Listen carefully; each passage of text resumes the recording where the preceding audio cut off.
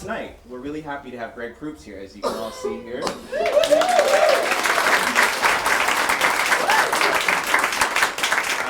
Greg is from San Francisco, and he's best known for Whose Line Is It Anyway, Chelsea Lately. I'm sure you all are very familiar with his work and also stand-up comedy.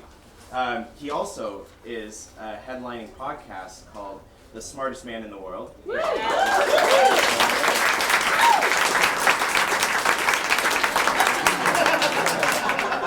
Which ties into his new book, The Smartest Book in the World. Hey. All right. And joining him is Tracy Conway, who I mentioned earlier is a local comedian, and she is from Almost Live, right there. Hello, everybody.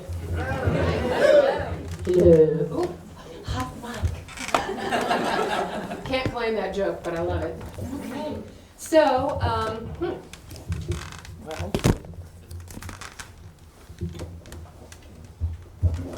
Awesome to be here at the University Bookstore. Yes, Greg. I've been to the U District in a long time. I used to eat at the Gravity Bar up here. I don't even know if it's still there. Is it? No. Yeah, it was all wheat germ and whatnot, yeah. So, can I just see a show of hands of anyone who has read some of the book? Okay. So, you'll probably understand then that we're going to have a little vodka here. This is going to be a good book session. It's the first one anyone's offered me booze at. Seriously? Yeah. Oh my God, what's wrong with them? I don't know. Hey, can I read from my vodka chapter while you're doing that? Yeah. While you're doing that, Greg, do you take it iced or? Ice, yeah. You do Ice take and it? lemon. Okay. That's the only way. Okay. It is not the only way, I'm here to tell you. Vodka flavored vodka. I live on shameless flattery and vodka, but the two usually go hand in hand. Victor Alexander. Possibly my favorite quote in the entire book. Vodka fell from heaven at the god's caprice, a cold, clear, bracing shower, the one that saved humankind from itself. The planets had spun too far away, the forces of good were abating. Vodka descended and chilled the earth so we could survive in this caustic, poetry-barren atmosphere. Beautiful, benign, multi-hued bubbles rose from the puddles of the new ambrosia, exploding in effervescent flashes that salve the soul and delight the winkles of your cockle. Like an unsullied lake from a zillion-page Russian novel, vodka lies waiting for you to dare. Vodka means water in many languages. Water is simply vodka reduced to survival mode. Water is vodka that won't fight, merely survive. Liquid inspiration, crystal clear nectar, the monarch of spirits, breakfast of champions. Companion to caviar and sassy radishes, bloodier of Marys, emergency antiseptic, handler of Chelsea. Take it not lightly, but do take it nightly. Vodka is a boon friend that never lets you down. Scientists assert vodka is a depressant. Fuck that. Watching the Learning Channel is a depressant. Oh, you darling. Tracy, you're just an angel. I am. This is exactly my favorite drink. Well, that may not be your favorite vodka, but it'll have to do. That's okay. Do it come in a bottle is my only question. It did originally. Okay, so I'm going to go. Australia. Okay. Skull. Goal. To all of you, I would share, but then I'd probably get arrested. So Can we smoke dope in here too, or is that actually, you can. legal in this state? Oh wait, Love yeah. it. 25 feet outside. I was just going to say 25 feet outside the door. Yeah. Okay. I will meet everyone 25 feet away from the door. You'll recognize me. I'm the drunk guy. Okay, I love this because I can lean on Yeah. it, sort of. Isn't that nice? Sort of, we're just going to lounge. All right, so I got the book. It's postural echo, as they say. Yeah, this is sort of like the equivalent of what you put your feet on at the bar. Oh, right. Yeah, right. but Putting it's your foot up up on here. the rail. Yeah. So is it true? Do you know that story about? Is it that it's the spittoon sluice under the bar? Do you know about that? No. Oh, you do too. You're the smartest man in the world. Well, I'm not sure what you're talking about. I know the reason why there's a rail there. Oh, why is that? Well, so people can stand longer. If you stand with both your feet on the ground, your back hurts. But if you put one leg up, you can drink for ages. Okay, I got both mine up. So, no. Does anybody else know that story? I think in the West. Yeah. Okay. Somebody back there is recognizing. I'm from the Southwest originally, from New Mexico, and my understanding is that a lot of times there's the rail, and then there is a little gully down there that sometimes water runs in, so that you can just lean down. And spit? Yeah, Wow. and spit. Men are so awesome. Habits are so delightful. Spitting and drinking. Yeah. So, speaking of men and capital W women, here, very impressed to the capital women ladies. How did that come about that you decided to set us apart in the book? Well, I talk a lot about feminism on my show, but more importantly than feminism, I just talk about women on the show. It's my held opinion that the most important issue facing the entire world is women's rights. If women's rights are observed and if women's rights are respected, then that follows. Everything else will follow after that. But what about poverty? Well, most of the people who live in poverty are women and are looking after children or women on their own. The largest group of homeless people, growing group of homeless people in the United States is women veterans. And obviously violence against women is an enormous issue. And in third world countries, women can't even go to the reason why they get raped is because they're going to the toilet. And that's when men are waiting for them. So I thought, well, let's talk about that. I'm tired of hearing about hot chicks. And, there's a Victoria's Secret show every year on TV, but there's no show where guys walk down with feathers on their butt. You go to bars and girls are wearing short skirts and a bra and whatnot to serve you drinks, but you don't go to bars and there's a guy wearing a thing up his thing, and it wears down on me. And I can't imagine being a woman that every woman in this room knows that has been hassled by men on the street. There's not one woman in this room that hasn't been hassled by men on the street. That seems like an obvious fact. And yet there are men in every comedy crowd I play for who have never considered that fact. Not once has it entered their dim and tiny brain, their reptilian, unevolved male brain, that there's nothing to their world except privilege, and that men walk around as an advertisement, if you'll pardon the expression, for dick every minute of the day. And it's like, hey lady, don't you want some of this? And women are like, could you leave me alone? Could I go to the store without... And people go, well, women often say, you're in a do-rag and sweatpants, and that's, but men don't care. As long as you're ambulatory and have an ovary, that's pretty much it for men. I was performing in Boston a couple of weeks ago, and Boston has its moments. There's also way too many guys named Doug from Southie, but the point is this. I was talking about women getting hassled and my comedy routine, which is of course magnificently constructed and beautifully surprising, hilarious endings, wonderfully honed punchlines, and a satirical point that was undeniable. And a guy in the back goes, obviously this had shook him to the very core, that I'd spent 25 minutes banging on guys for being idiots. And I say men are clueless. Why are we clueless? Because the fact that you have to ask why you're clueless precludes your cluelessness. Your cluelessness is contained in the fact that you don't know that you're clueless, ergo you're clueless. And a guy in the back goes, what are you, a woman? That was his heckle. That was his heckle. And you said, you wish. Oh, right? I said, you can be my mommy. And, no, but you know what I mean? Like, let me jump in, yes, not to kill your buzz there, but how'd you get to be so enlightened? My wife has been an enormous part of my involvement as a human. Yay! And Married 25 years, I'd like to point out. 25 years. Yeah, and she did the illustrations in the Fabulous book, which are adorable Yes, and fantastic. And we collaborate on everything. The podcast was really her idea for me to do it.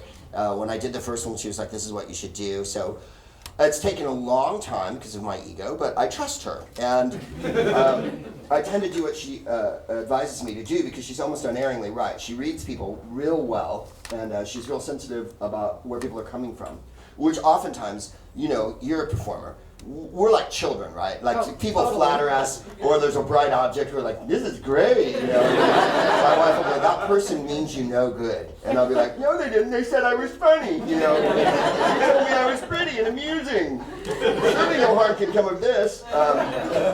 So she's the main reason, and I think another reason that's lodged in the back of my psyche that I'll be working out forever and having back pain from is that my father was a terrible misogynist, and I have no idea why. My mother was a nice person, and his mother, I didn't know his mother, but I knew his aunt, and his aunt and his mother were really highly intelligent people. His aunt was a teacher, and I got to know her as she was quite old, and he was her favorite nephew. And but he was terrible about women, and I never understood why. I thought, you were married twice. What did women ever do to you? You're a really self-destructive person. You did it all to yourself. And so I think as a huge reaction to that, I just can't, it really makes my chitlins frizzle. So it sounds like, I have to admit I'm not a regular proopcaster, and That's okay. I'm apologizing for that. But just like a woman, I'm sorry. I just said I'm sorry. God, Own it. okay. I don't listen to your proopcasting. Or any male-oriented things. Books by men are downstairs. So, did you notice that as a kid, though? Did you notice that your dad was being kind of a jerk? Yes, because he used the most awful pejoratives. And he was from Brooklyn, from the 40s. So women were tomatoes, and other things that I can't possibly say. Okay, this is great, because one of my favorite parts of the book, and I gravitated to the stuff that spoke to me first, I'll catch up to the other things later, is all the stuff on film. And you have right in there The Big Sleep as one of them. And you've got Raymond Chandler. So recognizing that this genre, the film noir, is rather sexist, how do you put that together with your enlightened point of view? Well, it's not the most sexist of all the genres. I would argue that women are more self-determined in film noir than they are in a lot of other genres. Well, I would agree. Because they're often played by Lauren Bacall or Yes. The wonderful Jane Greer in Out of the Past, which Yes. we talk about as well. And yes, often they're reduced to femme fatales or black widows. You know, they cannot be trusted because they're not right dames. And Jane Greer shoots Mitchum's partner in the movie. And if you've ever seen The Maltese Falcon, Bridget O'Shaughnessy shoots Sam Spade's partner too. That's a common thread in a lot of films. Yeah, that's why I love Thelma and Louise too. Oh, and I put Thelma and Louise in because yes. I love that picture. And what did I say? Butch Cassidy in a Thunderbird. Okay, we're gonna get back to that. But yeah, so you were saying. So that's how I justify it. And then there's also a bombshell chapter. But I feel like it wasn't just a matter of appreciating women's physical beauty, which of course I do. I'm not immune to it. It is that some of the women, like I put Hedy Lamarr at shortstop, and Hedy Lamarr was a film goddess who was the most beautiful woman in Europe. Then she came to Hollywood, and then she was the most beautiful woman in the world. That's how Hollywood works. Right?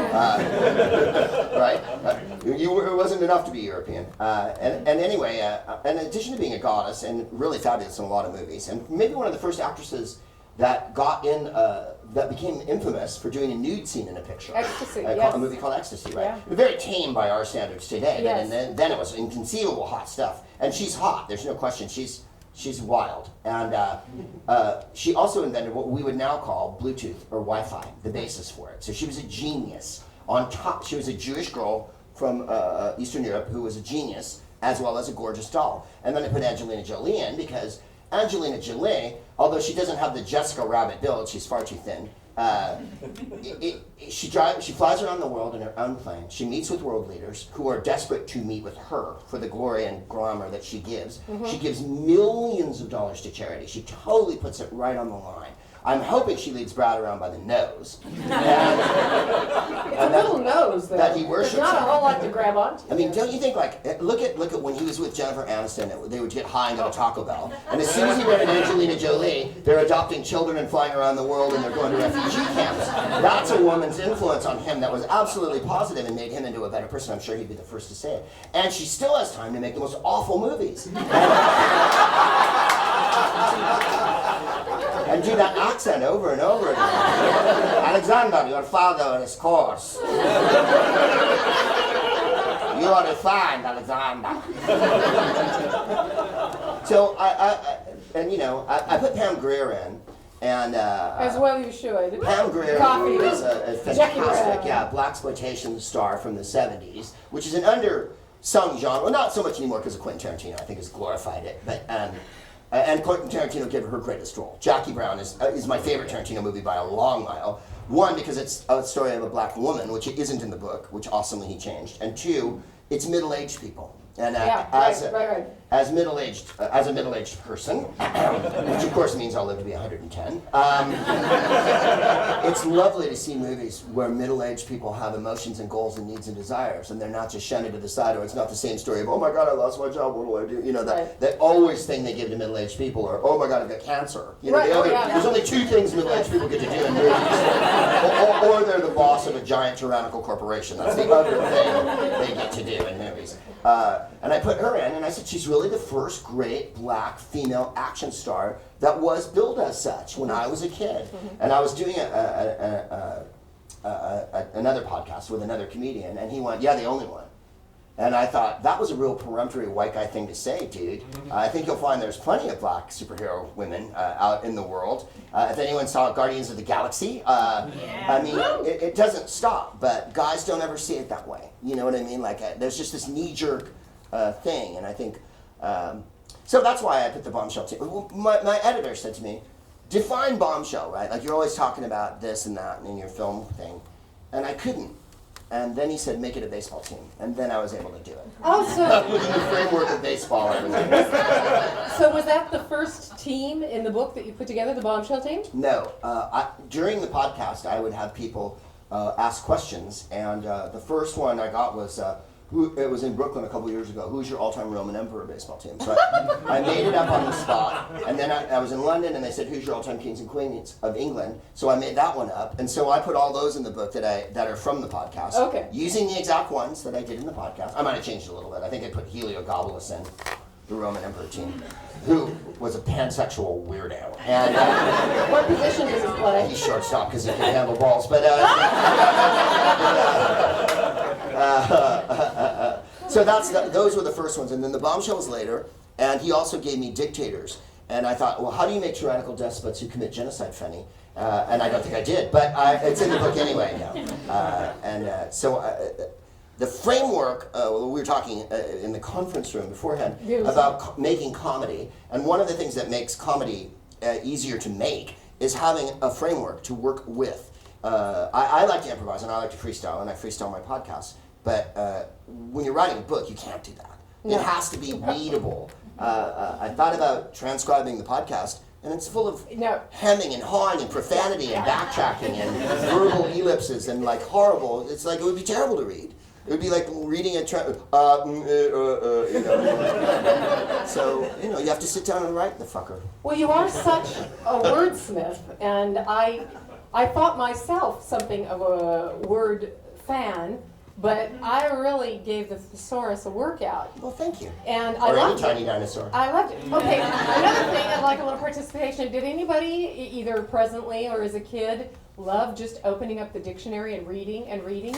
Oh my God, I love the dictionary. These are my people. Oh, my peeps too. I actually regret that now it's on the computer, and when I go to look something up, I can't look at everything else on the page.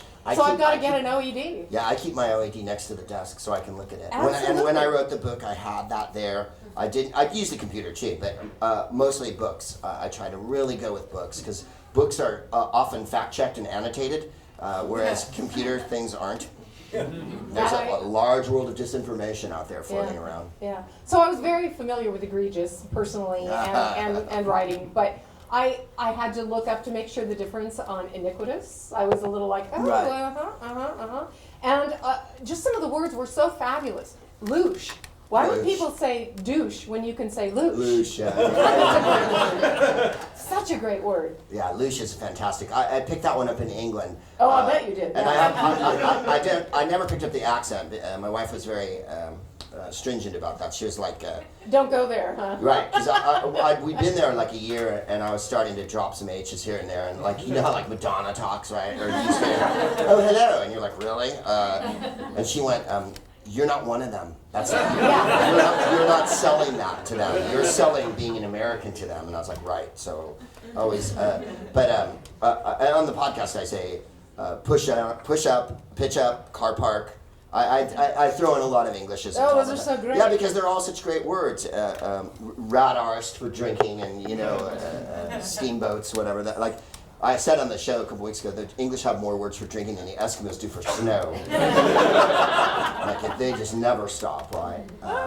But I did the lexicon in there, the Prooptionary, because you hear these words bandied around in the media all the time, and the words are, especially in our beloved liberal media, kleptocracy, plutocracy, oligarchy, words like that. So you hear them for a lifetime, but no one ever tells you what they mean. And you can wander through this world, not being a stupid person, just like you just keep hearing it, and no one's ever said, what does Orwellian really mean? What is the definition of Orwellian? It was actually, I learned that in your book. Yeah.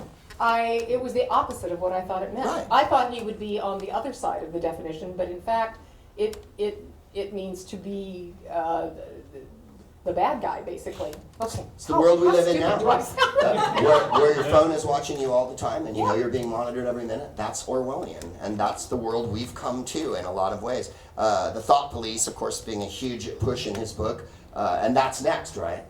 First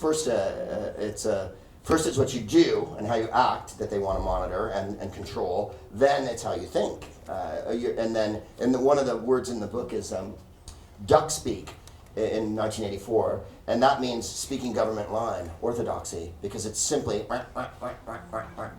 And there's thought crime, which is thinking something bad about the government, and there's thought police who monitor if you think something bad about the government, and they come to your house and take you to a room and beat the shit out of you and re-indoctrinate you until you don't think that way anymore. And we're getting very close to that in a lot of ways. And I know people are like, no, we're not. Yeah, we fucking are. And like, for instance, all this benign technology that we love so much, the phone and everything, and I know we're at the center of it here. And the phone is watching you all the time. The phone is listening to you all the time. Everything that goes into the phone can be heard. If you have your phone, it doesn't have to be on, by the way, at all. If it's next to your bed, you can be sure that some low-level functionary is on a data gathering program. We know now, the government calls it bulk data collection. Orwell called it spying. The Patriot Act has enabled the government to do this. There's a kangaroo court they go through and da-da-da-da. Not to be depressing about it and everything, but there you are.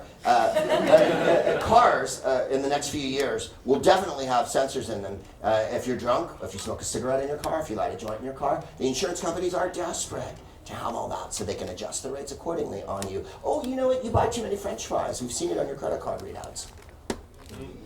Oh yeah, baby. This is all, and it's happening. I mean, you use your credit card for everything, right? As your ID, as your thing to get in everywhere. So they know where you're going. If you put it in a parking meter, they know where you've been. Your phone is a GPS, so they know where you've gone. I mean, if you want to go off the grid and live in Oregon, I'm just saying be mindful of it, that's all. And understand that that is their will. And that Orwellian means that, not that we live in a benign. There is no such thing as a benign government that wants the people to be happy.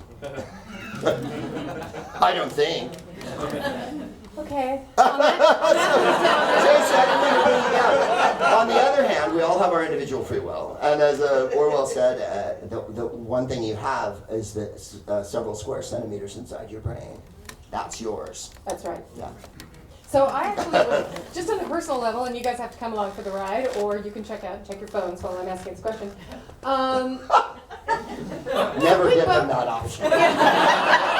Thanks, Tracy. There you go. So I grew up in the Southwest. You grew up in the Southwest of sorts. I was born in Phoenix, and I have lots of relatives in Phoenix, but Where did you actually grow up? in the Bay Area. Okay, Bay. All right. But now you're in Hollywood, right? Yeah. Okay. Where Satan lives. All right. So does he have a really cool dad?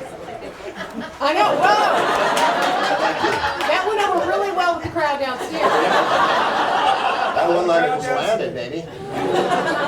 So I saw that, and I don't remember where I read this, that you did theater in college. Is that true? Oh yeah, absolutely. I did. So, okay. I got naked You played on stage. Alice? You did? Yeah. Oh my That was gosh, did you great. ever get an erection during the show? No. The first time I did it, I remember I was standing there naked, and we had a lovely woman director named Alma Becker, and we were supposed to do, you'll love this, a play called Getting Out by, oh golly, I've just dropped the playwright's name, Marcia Norman. No, yes. Marcia I think Norman?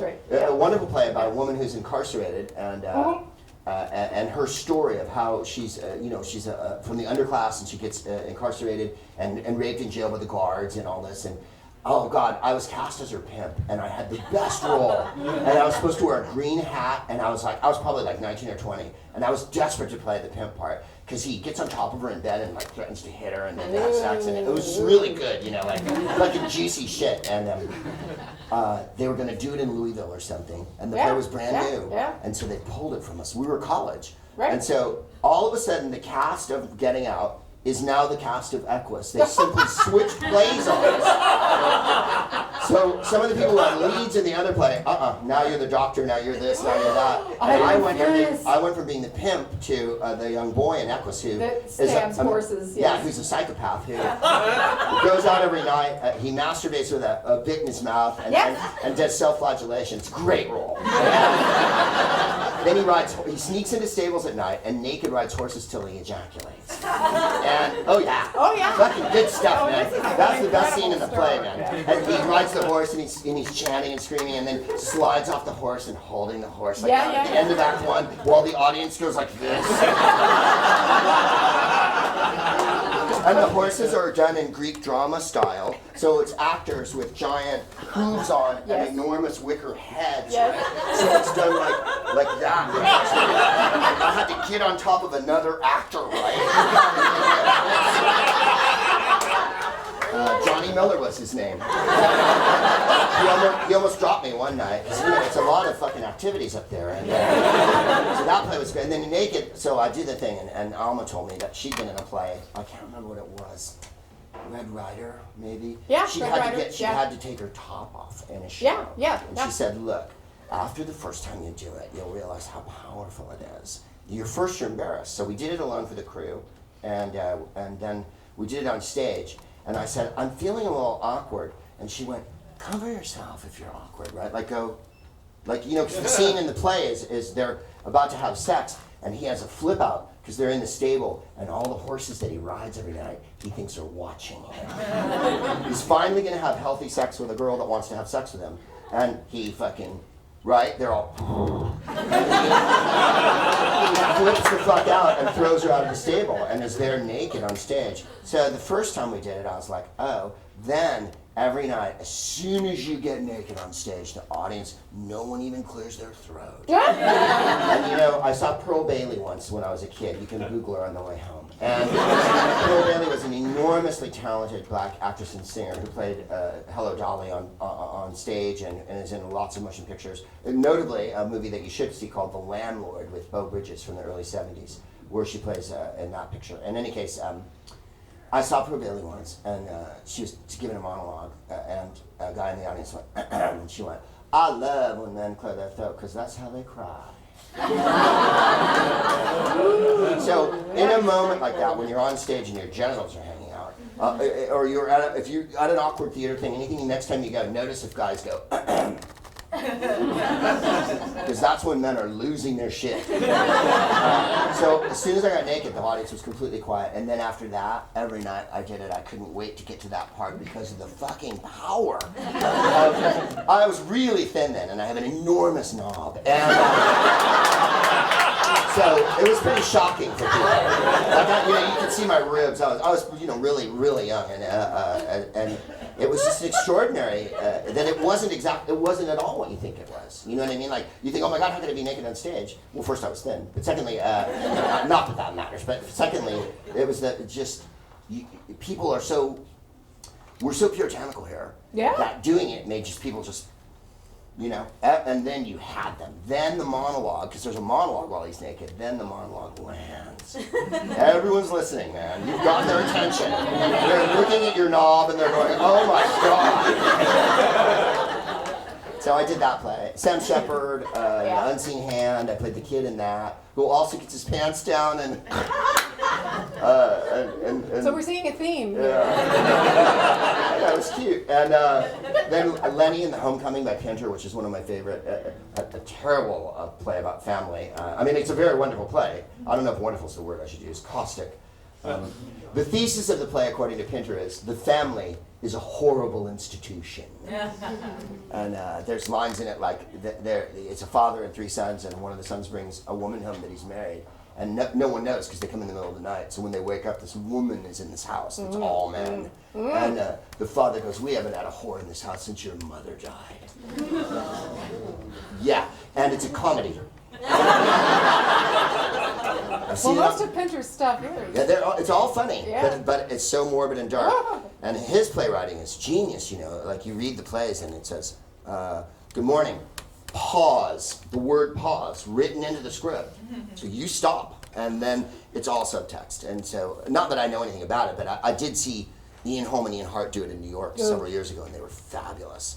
And there's a 70s movie of it with Ian Holm playing the other part. He's the son in that one, and then he was the dad when I saw him, because so much time had passed. Well, this is about this guy, and I'm just... Evidently, it's about plays tonight. Let's go to theater hour. When I was... I'm James Rampton. I feel like I should be, what's his name, Lipton? James Lipton, that's it. What did I say, Yeah. Rampton? I got his name wrong. Yeah. So, anyway, so what is Rosie your O'Donnell. favorite color? Yeah, right. What is your favorite curse word? Yeah. I love when he does that. He's supposed to be an acting teacher, too, and he's like the worst actor. Oh. So you did UK, whose line is it anyway? And you're a fabulous wordsmith. Have you done Shakespeare? I did. We did Merry Wives of Windsor. Oh, which is that's the one you did? The lightest, sluffiest. Oh my God. Yeah, no. I would have loved to have played, Macduff or Yeah. Horatio or any of those kind of, Taliban or something weird. Caliban. I like Taliban. I think I just said Taliban. You did. I meant Caliban. That's a new version. And now I'm old. I could play. Wow. I could play. I think you really are onto something there. Now I'm old enough. I could play Gloucester or for some of the sure. other Lear or something like that. Yeah, not quite yet, Lear. Yeah, no, maybe another 10, 20 With years. good makeup, but Right. yeah. Then you'd be the 50-year-old guy pretending to be a 70-year-old guy. It did work for Ian McKellen. Ian McKellen. I saw him do acting Shakespeare years ago. Me It too. was- it was Oh my God. fantastic. Actually, I'm older than you, and so when I was reading the book, I'm going, yes! Oh my God, yes! Yes! We have all the same references. I was so in love with the film, Butch Cassidy and the Sundance Oh Kid. yeah, me too. I It's my saw- favorite movie. I mean, before we had VHS even, I saw that film 13 times in the theater. Me too. And did you buy the paperback by George Goldman, Oh, the yeah. script? William Goldman. I think we could almost do scenes. Oh, from it. absolutely. Yeah. What happened to the old bank? It was beautiful. Oh, God, that's right. Oh, my God. People kept robbing it. Small price to pay for beauty. Donde es, what is it? La Cabra. Yeah. They've got their hands up. Skip down. Skip down. You bring a crib sheet to a robbery? Yeah, exactly. Este es un robo. Esto es un robo.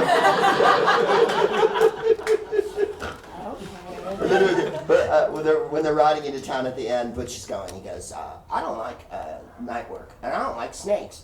I'll be honest with you, the jungle's full of snakes, and I don't like snakes. And Robert Redford goes, bitch. And then they order food, and the guy goes, Especialidad de casa del barrio, and he brings it down, and he goes, Paul Newman says, specialty of the house, and it's still moving. Then a bullet hits their plate, and they run into each other, which I don't know if it's planned or not. Yeah. It's a sexy Great. story in the movie. So They great. get up from the table, and they're trying to escape, and they run into each other. And as soon as the bullet hits the table, Paul Newman goes, that settles it. This place gets no more of my business. Yeah.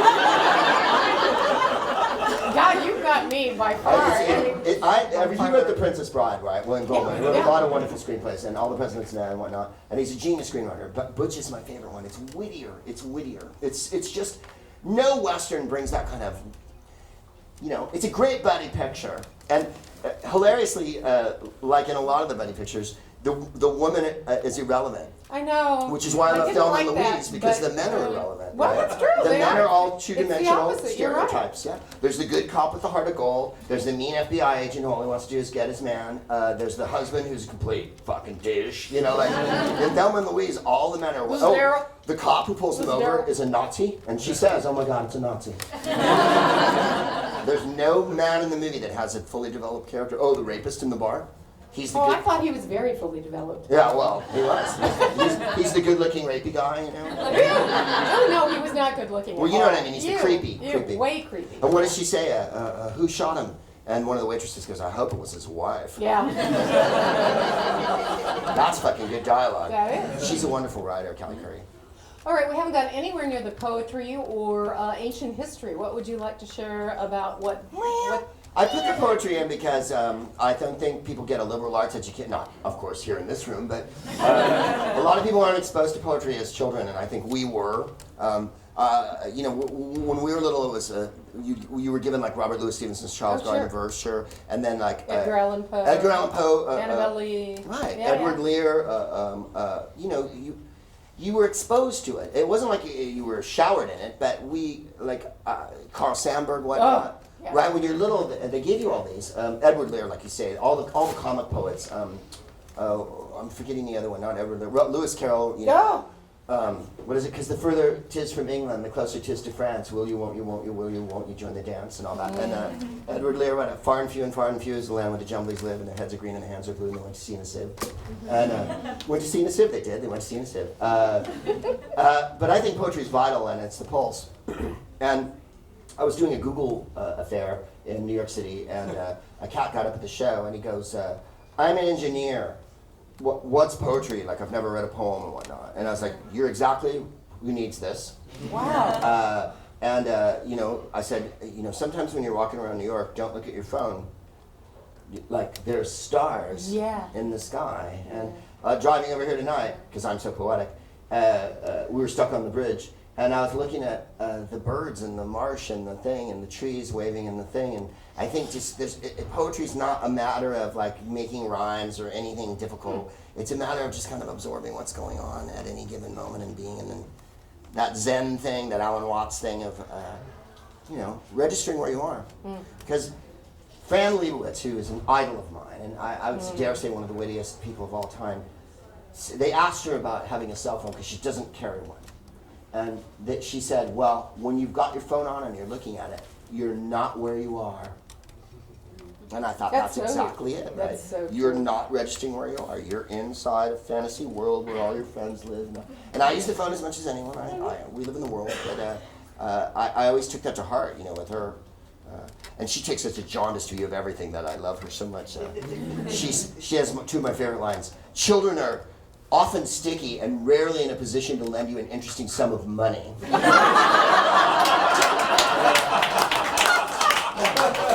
can't believe I left Fran Lebowitz out of the book.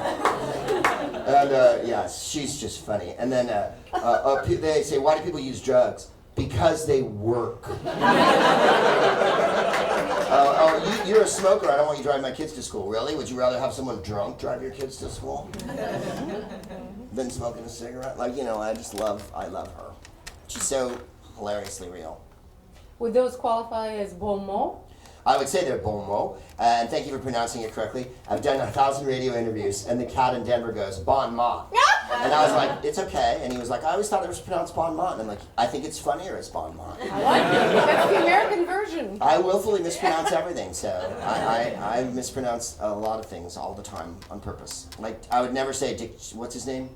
Dick Cheney? Cheney, yeah. Cheney. Cheney. Cheney.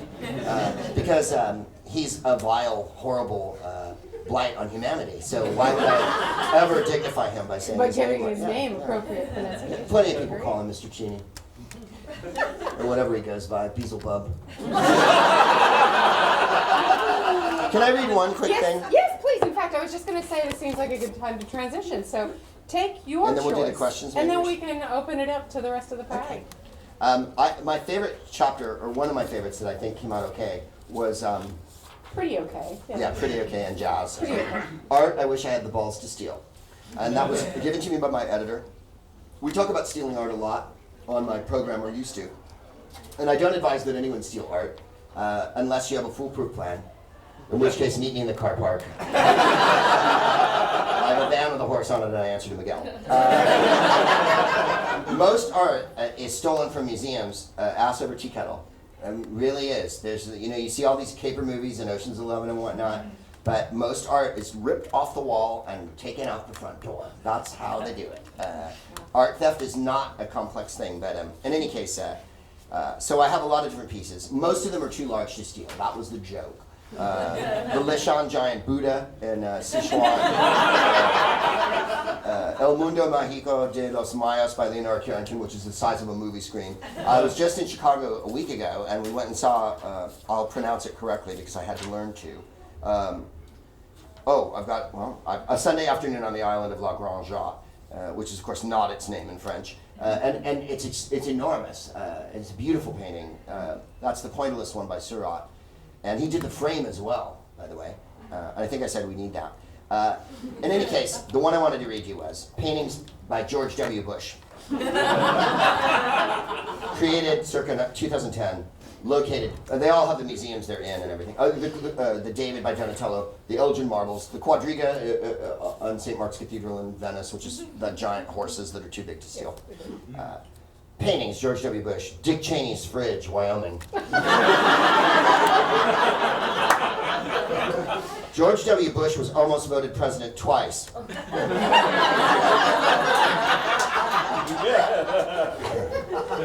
Hey, if Bill O'Reilly can write history books.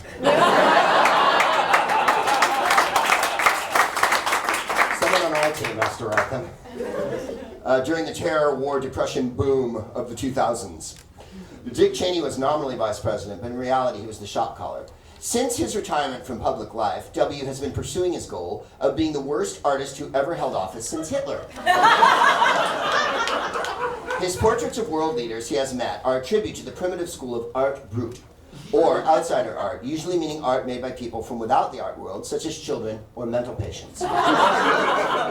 Cheney's house in Wyoming is filled with trophies and war crime memorabilia.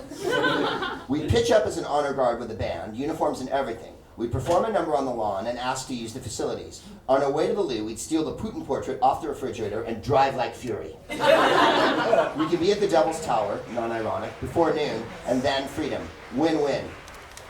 And then all of them have the chance of success for the art theft. Chance of success, like winning a war in Afghanistan. Which is to say you can't. Which is why I put the Alexander the Great chapter in too. Alexander the Great is one of the first conquerors, aside from Tamerlane and the British and a zillion others, that tried to hold Afghanistan, and it is not to be held. Afghanistan cannot be held, and history teaches us nothing. Clearly. As Henry Ford said, history is bunk. Well, I reserve the right to ask the final question, but let's open it up to the crowd. How are we going to do? People just speak up loud enough and we'll repeat it. What gold nugget did you learn doing improv? What gold nugget did I learn doing improv? Listening. Listening is important. Keith Johnstone, who's an improv guru, said improv is walking backwards down a road. You only know where you're going. I think that is the main difference. I love stand-up, but stand-up is a laser beam, a poisonous laser beam that I can direct at the audience, and I can surgically use my words to mean exactly what I want to say. With improv, you have to give yourself over to the team. I can't stop in the middle of an improv and go, I've got a satirical point to make here. So you have to give yourself over to being a band, and that's the golden nugget I learned. When in doubt, throw the ball to Ryan Stiles. Because he rarely fails. Yes? Hello. Hi, darling. I would love to know, since this is a cliche question for some people, but Seattle's music scene is incredibly vibrant, historic, grungy, flannelly, whatever you want to call it. I'd love to know, like, some of your favorite stuff about Seattle music artists, whatever, or bad things about whoever you want to talk about. Well, I'm not a big Pearl Jam person, but I do respect their ethos. They took on Ticketmaster or whatever, and I appreciate that about them. His singing style drives me mad. Not for me. I never like any of the speed, white guys have their shirts off, male bonding, homoerotic music. That I never got into that. Grunge I liked a lot more because I thought it was sensitive and sissy, and I love that about it. At the same time, it enveloped punk and encompassed it. I remember Kurt Cobain said, what was it? If you're homophobic or sexist or racist, please don't come to our shows. And he's one of the first rock stars, I think, that ever said that. I mean, the Sex Pistols were like that too. The Sex Pistols started in gay clubs in London, and Roxy Music did too. Roxy Music's quite arty and middle class, but the punk ethos of we're all going to do it together, even though punk was wildly sexist. I was there, I remember. But I think Kurt Cobain, I think Nirvana is, in some ways, and I don't mean to sound like a 55-year-old man, but I can't help it. There is no more record industry, and there is no more show business. We're all on our own now, you may have noticed. The upside of that is you can watch what you want on your phone or your computer whenever you want, and lots more shows are getting made that have, say, women in them, like Orphan Black or Orange is the New Black or any show with the word black in it. And but Nirvana existed when the last great gasp of the record industry was in effect. People still bought albums and CDs in 1993, 91 through 93, their career, 94. And they were shit hot for that. They're the last great rock band that sold a zillion fucking albums. And like Mickey Rourke says in The Wrestler, if you've ever seen it, everything was good until Nirvana came along and killed music. Because he liked heavy metal, right? Guns N' Roses, and they play Rat. I think in that scene they're singing to Rat, round and round, right? And like, that's the beauty of grunge, was that all of a sudden he's singing everyone is gay, and what is it? Everything's my fault. Has there ever been a rock star that took so much guilt on? He's such a little Jesus figure, you know, with his little wasted sweater and his cigarette and like, what is it? What else can I be, right? All apologies. Just fantastic. So I think that's a real high point, because not only was his poetry good, his poetry is wonderful. He has the voice, he has a rockin' voice, and they're loud as fuck, like Hendrix.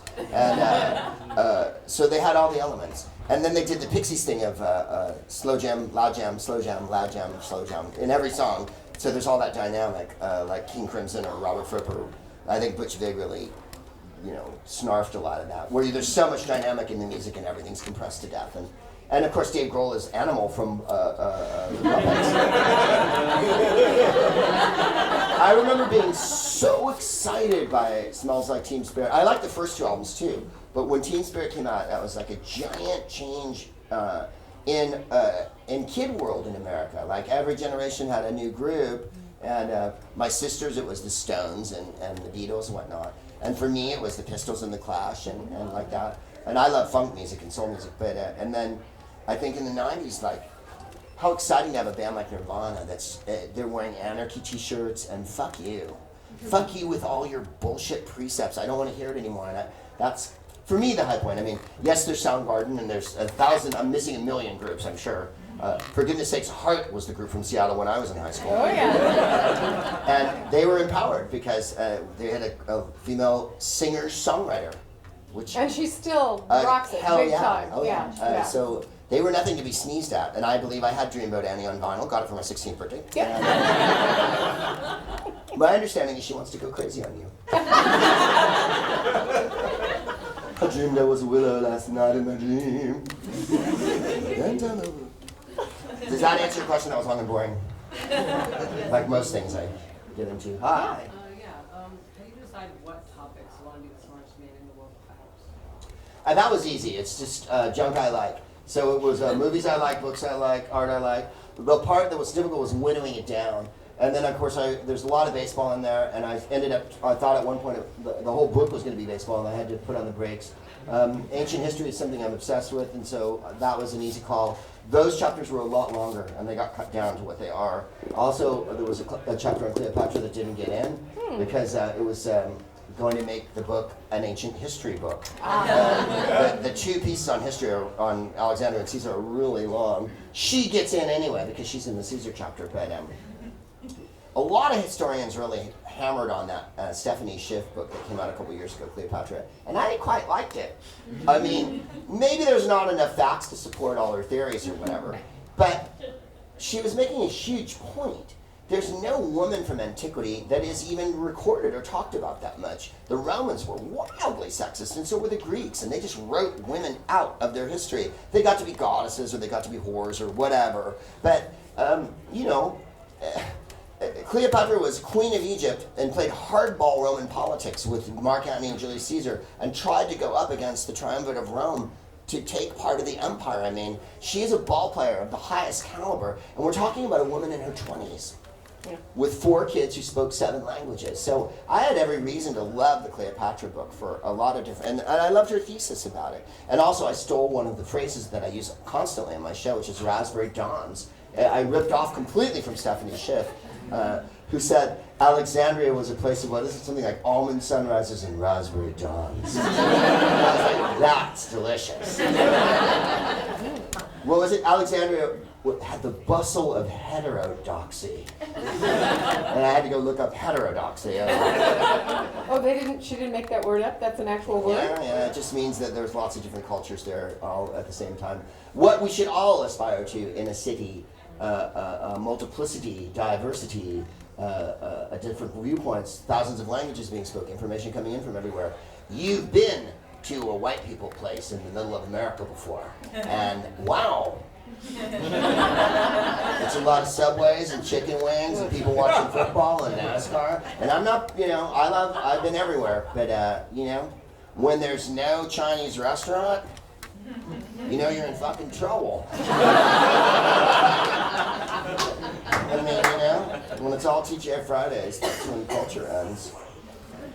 So I know there are questions and we'll take some more, but what was the impetus to write the book? People just keep telling you gotta write a book, man. Is that My what it was? agent at the time got me a meeting at Touchdown, and I've been doing the podcast for a couple of years, so I thought I'll do a book of all the topics from the podcast, Negro League Baseball, art, vodka, drugs, and so I went in and I pitched it.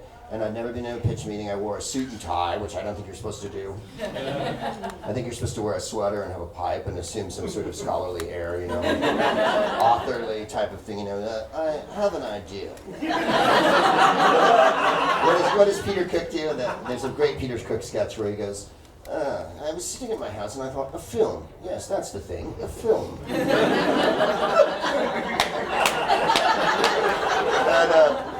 So I went into the meeting, and Stacy Creamer, who's no longer there, was sitting next to me, and she was the macha at the Touchdown then, and I'll be using Yiddish. And I went, Stacy, what was the name of that guy? And I started hitting her. And I couldn't remember this, some figure I was talking about. What the fuck was the guy's name?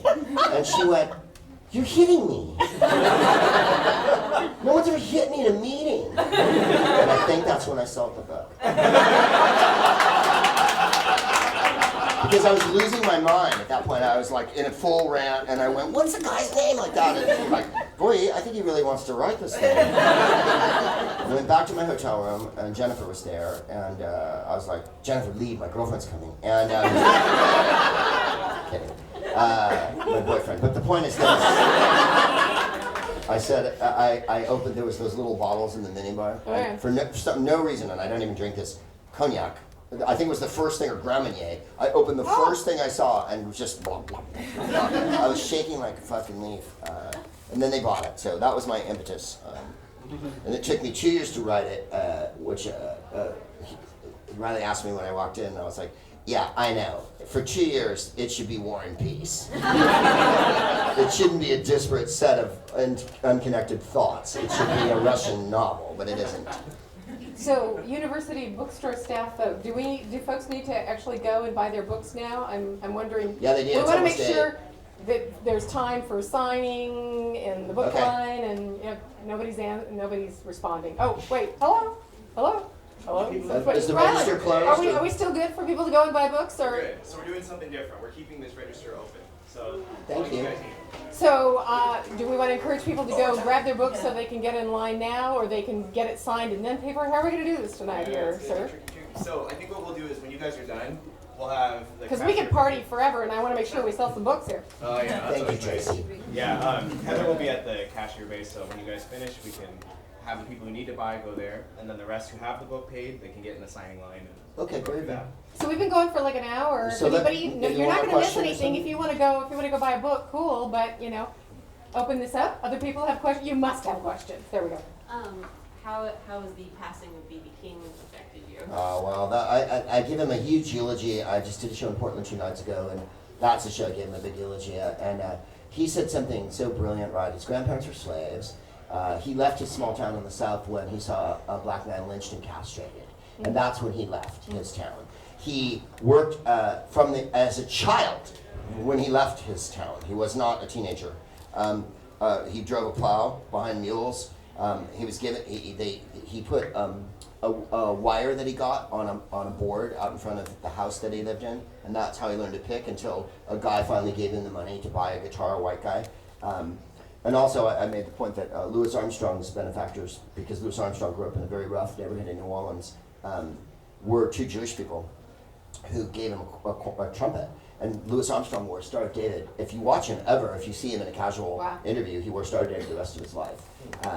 And in any case, B.B. King talked about being put down, being introduced at a nightclub by a white MC as, well, get out your chitlins and your collard greens, here comes B.B. King and whatnot. And then he tells a story about playing the Fillmore in the 60s, and Bill Graham booked him, right? And he goes, we rolled up in the bus, and he goes, we didn't play the West Coast much, right? We used to play in the South and the Midwest. And there's all these white kids everywhere, and they're on the floor, and we walk through them. And he goes, they were so serene. If it was a black crowd, they'd have been like, get the fuck off me. And the white kids just went, hey. So he goes, I said, go get the promoter. And so he meets Bill Graham. He's never met him. And he says, am I in the right place? And Bill Graham goes, yeah, BB, you're in the right place, man. And then he goes, I don't drink. And he said, I was so nervous. And he said, Bill Graham gives him a pint or whatever, and he had a couple of drinks. And then he goes, Bill Graham went on stage. And he goes, we're used to playing 200-seat clubs. This is a 1,500-seat auditorium. He goes, ladies and gentlemen, the chairman of the board. And he goes, he was crying when he hit the stage, right? So all the racism and horror that he endured, my favorite thing, and one of the articles I read was, the racists couldn't legislate music. And the power and majesty of his emotional range, because it's not just sadness, the blues encompass everything, and he had a tremendous sense of humor. I think makes him irreplaceable, and certainly in my lifetime, the greatest of all the blues artists. And it's horrible to say someone's better than someone else, but the most, he's there with Ray Charles, James Brown, Duke Ellington, Louis Armstrong, Chuck Berry. Notice there's no white people. And as George Carlin said, don't embarrass yourself. I saw George Carlin and he did this routine and he goes, what is this with fucking Dan Aykroyd and white people singing the blues? He goes, we have to understand, white people aren't here to sing the blues, we're here to give people the blues.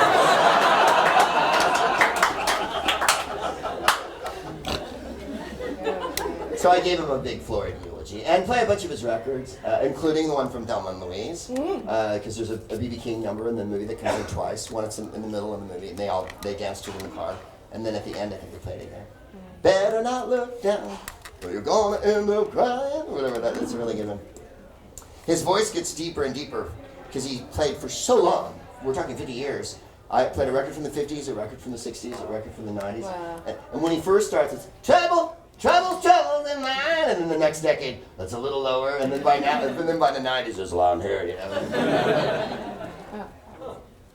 Yeah. Sorry, I listen to the podcast quite often. My favorite part is probably the boring preaching part. Why, thank you. I also happen to be a young person, so you couldn't tell. And I was wondering, and you talk pretty highly about young people, and you give us a flack as well, which is deserved. But I was wondering if you had any words of wisdom for us young people. Words of wisdom for the young?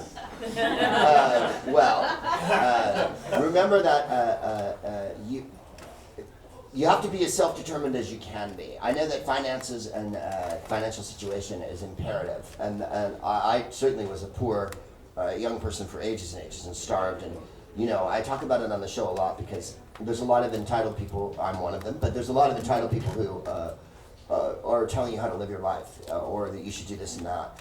Or there's a horrible poster that says, if you don't like your job, quit it. Oh, God. And it's like, if you don't like your job, you're like everyone else. About this quitting thing, who's going to pay the rent on this raggedy motherfucker? Right? So I don't buy that white, benign, okay, do what you like. Everybody can do whatever they want. We're all free. We're not all free. And if you work as hard as you want in America, you can't make it. Having said that, remember that your life isn't about going to work every day and doing something you don't want to do. If you're at all given the opportunity to pursue, I've been inconceivably fortunate and of course diligent. In so much as I started to do this when I was a teenager, and now it's been a long goddamn time, and I got lucky enough to make a living at it and make some money on it. And it's a very tricky proposition. So I would say, if you're thinking about doing something, I'm 55 and this is my first book. I was offered a book deal when I was 34 in London. And I'm gonna get high and fucking tour and blah, blah, blah. And there's nothing I wish I'd done more than write that book 20 years ago. So carpe fucking diem is my advice. If you're thinking about doing something, do it now. I know you're young or whatever, but just do it now. Remember, the Beatles were young. You know, Billie Jean King was young. Dylan Thomas wrote all of his greatest poetry when he was a teenager. There's youth doesn't discount at all that you would not possess wisdom or insight or humanity. And I won't have it that when people, well, what do kids know? And I'm as guilty as anyone else of going, well, I think one of my lines is, you know what you know when you're young? Fuck about nothing about fuck about all. It's only experience that you lack, but not emotions and not feelings. So I would say push forward. If you're going to get an education, really do it. The other thing I wish that I'd done, and yes, everything is about my regrets, is studied harder in school. I took acting. And that was so that I could smoke dope and chase girls. Because there's always girls in acting. It's like the one thing dancers and hairdressers know that are men. That's right. All dancers and hairdressers aren't gay guys, by the way. There's plenty of them who started doing it because there's nothing but fucking chicks. And it's a little less sleazy than being in a band.